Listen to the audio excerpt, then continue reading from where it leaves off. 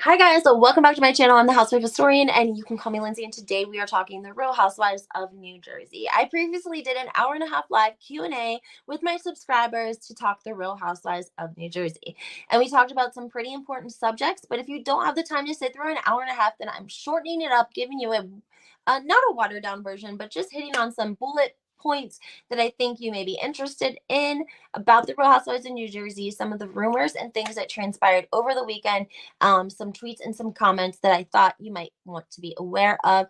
One of those being what I did a video on yesterday about Joe and this landscaping company and the sprayer and the outdoor kitchen company. We're going to touch on that as well. So before we get into that, all of that, guys, though, go ahead, hit that like button, subscribe to my channel, turn your notifications on. It really makes a big difference with my videos, and it helps them to like circulate. It gets the YouTube algorithm going, and it's really helpful for my videos. Also want to let you guys know you can follow me on Instagram, HW Historian with the number 2. I post a lot of great receipts over there, guys, so you might want to check that out if you're following Instagram, Twitter, and TikTok, the platforms, and Instagram. Also, I will be live with Martinis with Eddie Tuesday night following the Real Housewives of New Jersey Part 3 reunion, and we are on Standard Eastern Time. Okay, so make sure that you guys check that out. Eddie and I had a really great time last week when we did the live. I think it was like we actually had fun and enjoyed each other. It wasn't just like a collab to do a collab. It was fun. So I'm going to be joining him again this week. So make sure that you guys check that out. And make sure that you guys go ahead and hit the like button, and subscribe. Sorry, I got a text message at the same time as I was talking. So let's break this down really quickly, guys. We have the Real Housewives of New Jersey. We have a part 3 reunion coming up, and we have Andy Cohen promising a great big explosive part 3 reunion. I'm here to tell you I don't think that's happening. Okay, we are going to be getting a 43-minute episode. We're going to be getting an introduction of the husbands. We're going to have to talk about Jennifer and Bill Aiden and their therapy. We're going to have to touch about Nate and Danielle because they're new, and then we're also going to talk to Rachel and John, not to mention that we have Margaret and her husband, Melissa and Joe, and Louis and Teresa. Of course, we're going to see an altercation. We see Teresa standing up. We see Teresa and Joe arguing. We see Louis saying, let the siblings have it out. We've discussed before in previous videos about Teresa feeling flustered, and I explained in my live that Teresa has an emotional attachment and she's very emotionally involved, and therefore also I think it contributes to her feeling flustered or not being able to communicate what she's really feeling or what she's really thinking.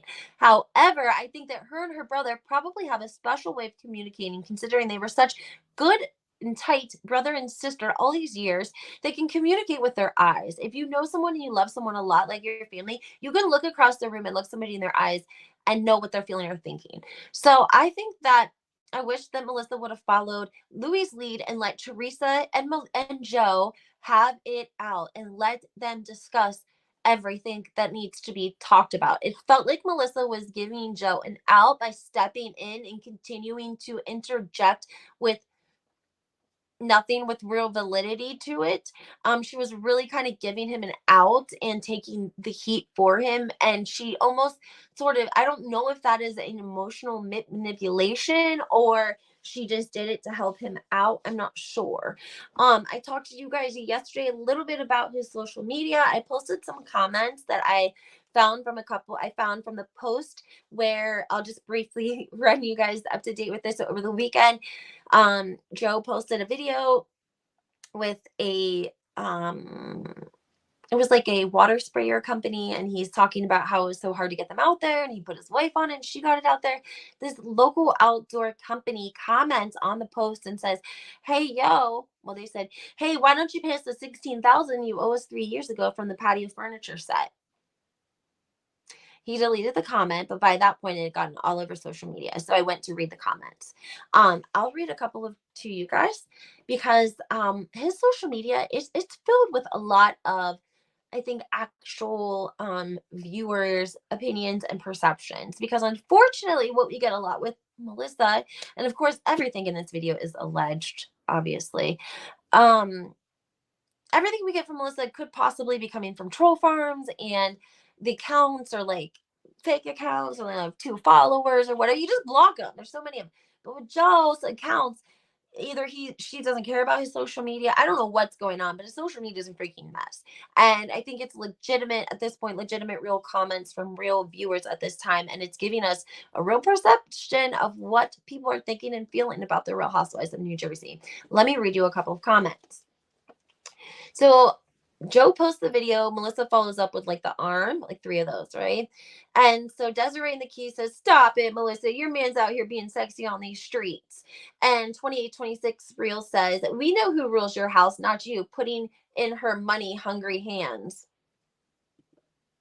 X comment. This guy says, "That's my dad's sprinkler company." And then another person comments below, "Did he get paid at least?" Another person, "Probably time to pay Easy Outdoor Kitchens the $16K you owe them." "Hey, at the Real Margaret Josephs, maybe you can Venmo these small business owners the way you handled your unpaid debts," because she allegedly paid off her accountant through Venmo for a way smaller amount than what they were owed.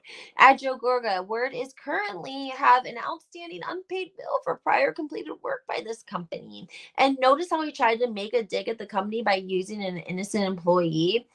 At Melissa at Joe Gorga, pretty sure deleting comments doesn't help owing a company $16K for your outdoor grill. Sad you have the audacity to talk about other people owing money when Yuns owe a ton of money to smaller companies. Below that, I thought they deleted that. Poor guys at Easy Outdoor Kitchens trying to get their coin, and you have the Gorgas pretending Teresa is the crook. Next comment, probably time to pay Easy Outdoor Kitchens the $16K you owe them. Paperbird61 says, I didn't quite understand this comment, but they say, where is the third hole? Where is the third hole that at Melissa Gorga, aka Melanocha, Melnoccchio, uses to slip her arm through so she can operate you like a puppet boy? We pay our bills. This kitchen place says you owe $16K, and the other one is for $110K for materials. So the materials one, it was for concrete, 110,000. I looked up the company, and they have about 200 employees. The company basically finances directly. They have their own lenders.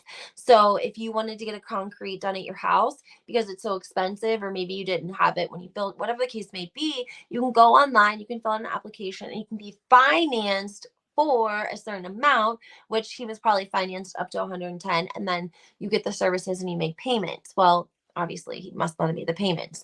Some people said, well, why does Joe and Melissa's stuff never make it like Teresa and Joe Judice's did? And it's because Joe and Teresa were taking money from people like Jamie Dimon and JP Morgan Chase that had millions and billions of dollars. They really weren't missing it, right? Joe and Melissa tend to owe, their civil suits tend to reflect smaller companies, smaller local companies. A company with 200 employees is not massive, guys. $110,000 is a pretty big loss out of your profits at the end of the year. Not to mention the interest on top of that. So I don't think things are good there. I'm just saying, I don't think that things are good there. Following that, we had David and Kim on Behind the Velvet Rope, and I want you guys to listen to this. Again, not jumping around today, guys, just pointing on some of the different things that have been posted to the internet in the last few days. Here we go.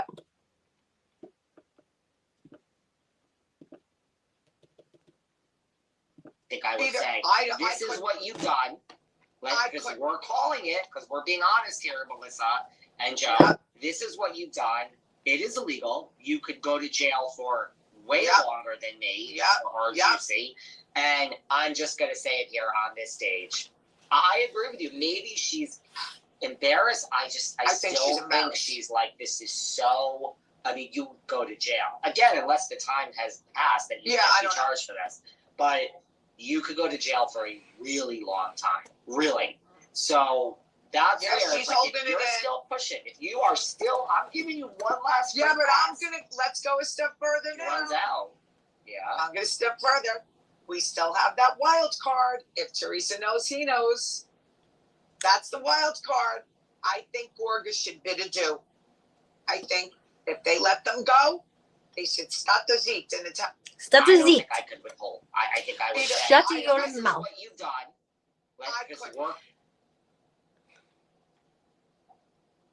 This is serious.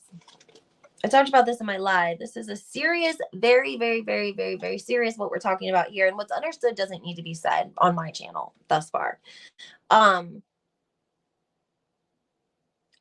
spoken as much as I could about this, not a whole lot, because of the fact that it's so damning that I can't speak about it until there's like proof. Me personally. But is this what Teresa's speaking about when she gets up on the stage and tells her brother that he has a history? Or is it about everything that transpired with the parents' house? Kim D makes a good point on Behind the Velvet Rope, because she says, like, Teresa's embarrassed. And I really think that too. I think that Teresa is legitimately embarrassed about some of the things in her brother's past. And that's why she keeps it a secret. I also explained in my other video that sometimes you have to consider, just because somebody's wrong, if you believe in karma, then you can't go around giving karma, right? You can't decide when someone gets their karma. Can you? I don't think you can. So she can't be like, well, it's time for your karma, I'm exposing you. Can she? She could, but she probably isn't going to do that. Again, that would be embarrassing to their family, very embarrassing. And there's possibly a victim, right? Always a victim somewhere when dealing with these people. So again, everything in this video is alleged, but I almost feel like you guys remember in the episode of Beverly Hills, when Beverly Hills first came out, and they were all in Lisa Vanderpump's living room, and Camille Grammer, this is one of her famous scenes, Camille Grammer says to Taylor, she says, we don't say that he hits you, and we don't say that he knocks you around, but we do now. And I kind of feel like this is like stepping a little bit into that moment. The more this is going, if this continues to be brought up and be a point of topic for bloggers or the news or anything else, because if it gets too big, it's so big, it could cancel an entire franchise. It could probably dead Bravo if they knew about it. So we have to be, careful and mindful of how we move. But if you know, you know, and they know, and we know. I mean, you probably know. If you've been following my channel, then you already know. That's why it's always good, guys, to go ahead and hit that like button, subscribe for my channel, turn your notifications on. I always bring you guys the tea through my YouTube first before I take it to any other platforms. So make sure that you guys are following. But this is really, really serious for them. And I said it in my last video. Teresa is so emotionally involved. It's hard for her to have funny, cute comebacks and really express what she has going on and what her thoughts and feelings are. I think that you can see the emotional manipulation as well as the callousness to the situation that we're getting from Melissa. Because really, guys, we have to remember, Melissa's obviously not going to be as invested in a relationship with Teresa just because Joe's her husband. She doesn't like the lady. She's tried to be like the lady her whole life, but she doesn't really like the lady at this point. She's taken the good of Teresa and implemented it in her life where she could, and she's just left the rest. She doesn't have much to do for the rest. And so we can't think for one second that she's as invested in a relationship with Teresa as much as maybe Joe is. And so Louis makes a really great point when he says, just let the siblings have it out. Teresa's not a great communicator when she's upset. However, her brother, her sibling that she grew up with, that she spoke Italian with in their home, their parents, they can communicate with their eyes. Teresa and Joe know what each other's saying. It doesn't matter if it sounds like nonsense to us.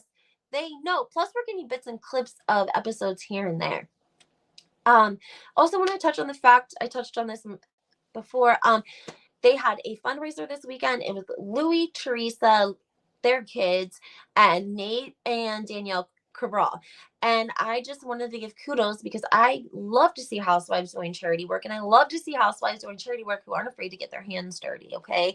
They're just not rating paychecks. They set up this huge, like, amusement, kind of like field day, if you will, for families in the community that had children with autism.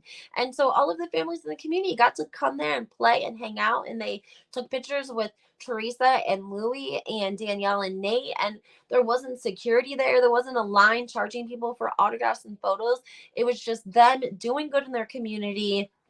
And I loved it. And I think that that really has to contest to Louis's moral compass and the kind of person that he is.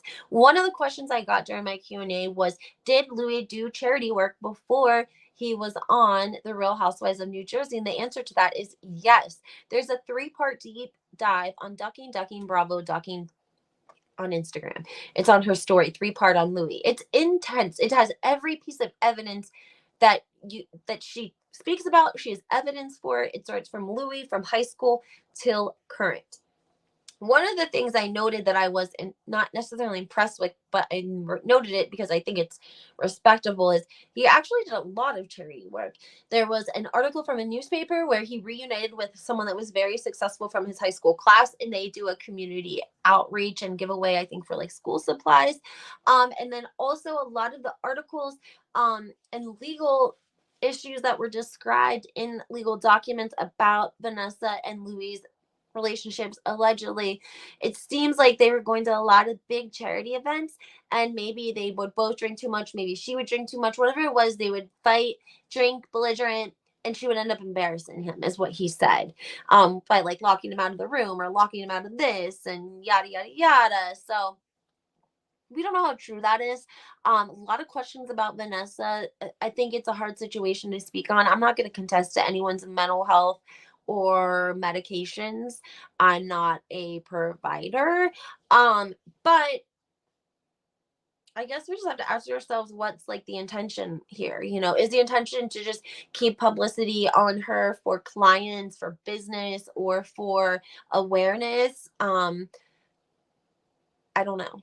I mentioned before that I think I've seen other narcissists, like web pages and TikToks of people that there's a gentleman who is a narcissist. He's been 7 years clean from being a narcissist, or been in therapy for 7 years, and now he talks about his disease on Instagram. And I think that's amazing in that situation. So um I guess we would say maybe we could see some different content on narcissists and not maybe just use Louis as an example. Maybe we could see some videos of other people and their narcissists or examples.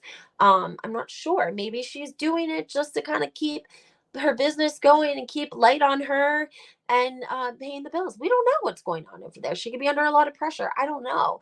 Does that make it right? Of course not. I'm just saying the guy seems pretty legit.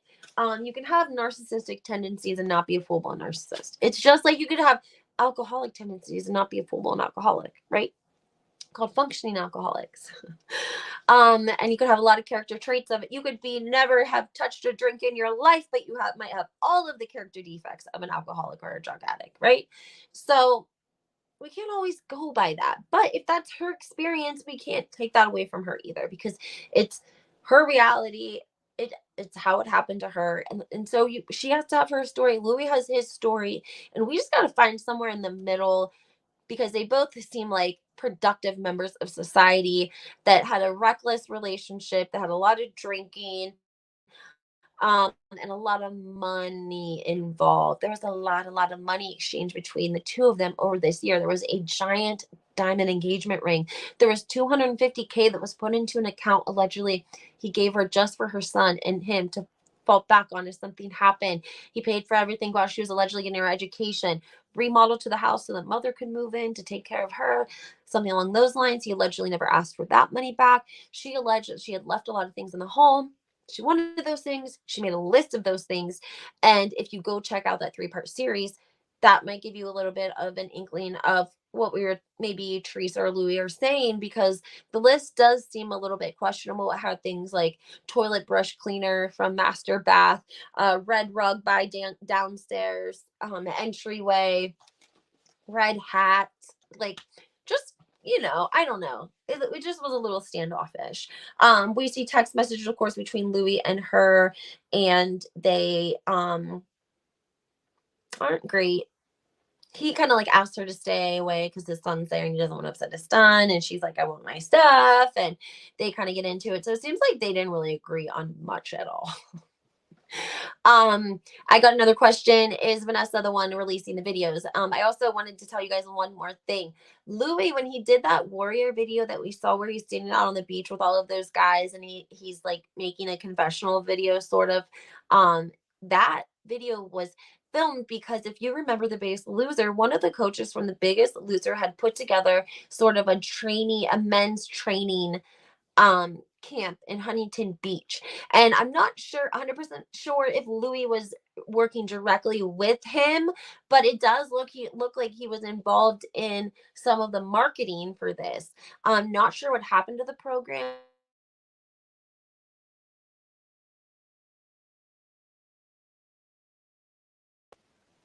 Sorry, I hate when that happens. I have to put my do not disturb on. Hold on one second. Sorry.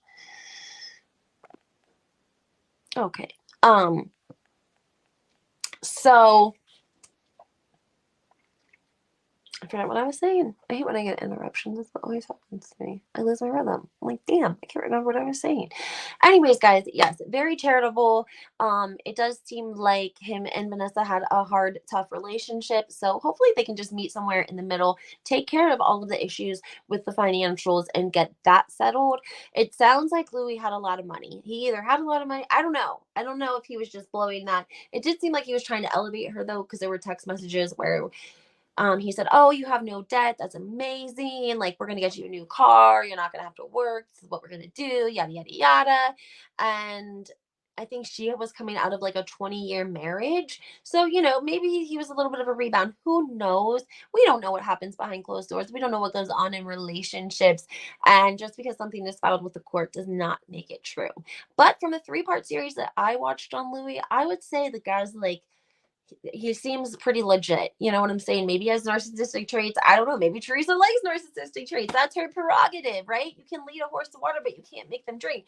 So what is the intent here? Is the intent to warn Teresa at this point? Because she's damn married him, no prenup. They've been married for over a year. I would say give up on trying to help Teresa. That would be my theory. Like, because you don't know her really. You know what I'm saying? Like, you warned her, okay. Now, are you trying to warn the rest of us about narcissists? Okay, but like, we're give us some examples. I don't know. Are we just only supposed to, use Louis as an example? I don't. Also, the rumor that was alleged that he had somebody going into her office and her place of business asking questions. And she found out that they were an employee of Bo Deals, the private investigator, allegedly. Sorry, I was looking for a pen or highlighter. And allegedly this woman came into her office under a fictitious name, which doesn't make a lot of sense because if you're a provider, if you ever worked at a provider's office, then you know that if you want to verify someone's insurance, you're going to know everything about them, including the name of their firstborn child. Like, you need everything to verify provider insurance. So unless if she is some sort like a cash one person, like maybe it's just her. She did say like the person was like 30 days past due, and that's what was prompted her to look into it, and that's how she ended up finding out that the person was fictitious. Now, Thea from Your Mom's Watching was on Dana Wilkie, and she said that she knows the woman personally and that this did happen.